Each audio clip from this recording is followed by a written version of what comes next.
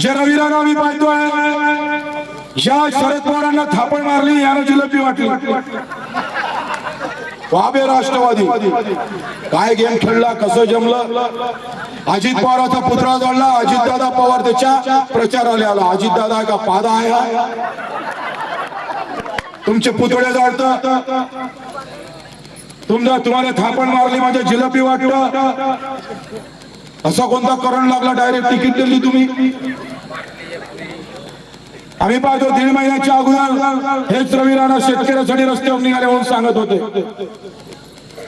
रस्त्यावर उतरले 15 मिनिट, 10 मिनिटात पोलिसांना पकडलं. इरविन मध्ये भरती झाला, इरविन मधून नागपूरला गेला, नागपूरहून मुंबईला गेला आणि सांगितलं किडनी बेकार झाली.